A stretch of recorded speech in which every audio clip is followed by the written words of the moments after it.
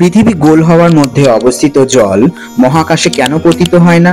আর এর রোটেট হওয়ার পরেও আমাদের এরকম কেন মনে হয় না যে রোটেট হচ্ছে? তো আর পৃথিবীর এই গ্রহের নিচে কি আছে, অর্থাৎ এটা কোন জিনিসের উপর টিকে আছে? এই প্রশ্নটা শোনায় বড় ভালো, একদম নর্মাল এবং দারুণ লেগেছে, কিন্তু এটার উত্তর আপনার ঘুম উড়িয়ে দেবে।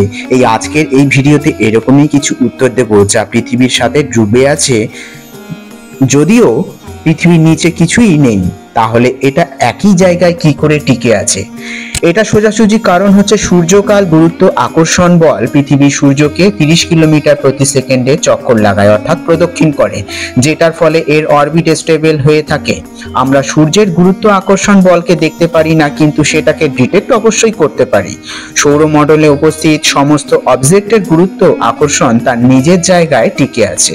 যদি আপনি পৃথিবীর নিচে যাওয়ার চেষ্টা করেন, তাহলে আপনি শুধু খালি স্পেস পাবেন।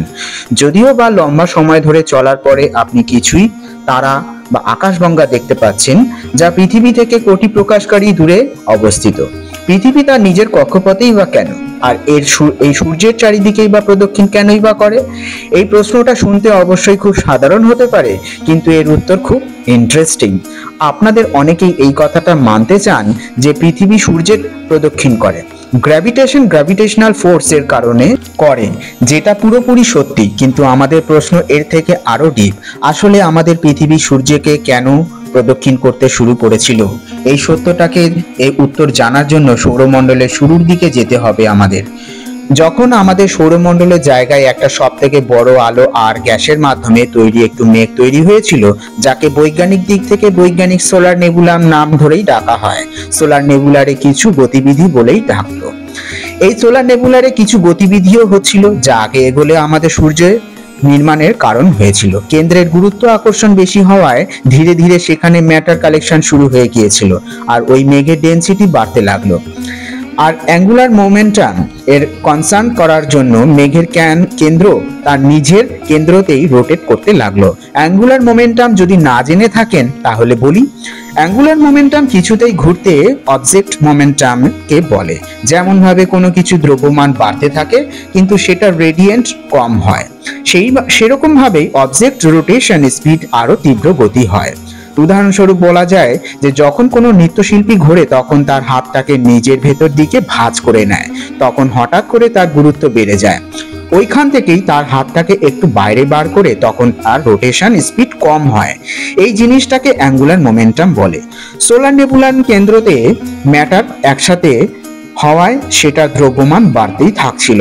এক সময় এসেছিল যখন তার কেন্দ্র রোটেট করতে শুরু করে দিয়েছিল, যেটার পরিমাণ স্বরূপ পুরো মেঘটাই রোটেট হয়েছে, আর সোলার নেবুলার কেন্দ্র আমাদের সূর্যে কনভার্ট হয়ে গেছে, আর সেটার আশেপাশে উপস্থিতি মেঘ এক প্ল্যানেটারি ডিস্ক হয়ে গেছে।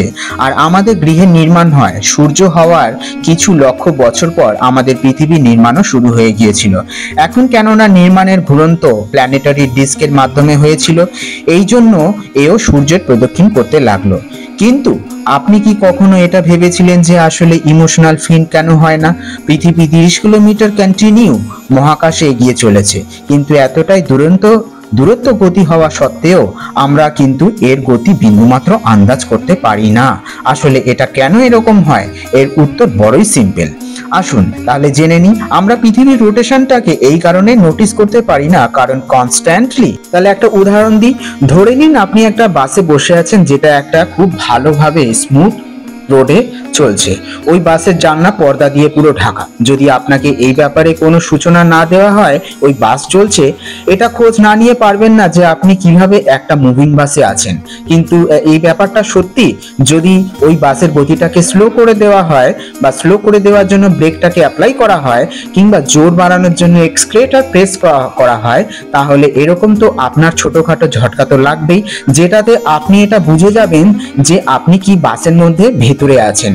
এই পুরো কথাটা সোজাসাপটা অর্থ হলো যে যখন কোনো জিনিস এক নাগারে গতিতে বা একভাবে চলছে, তো সেটার ইমোশনটা খোঁজ নেওয়া অলমোস্ট ইম্পসিবল হয়।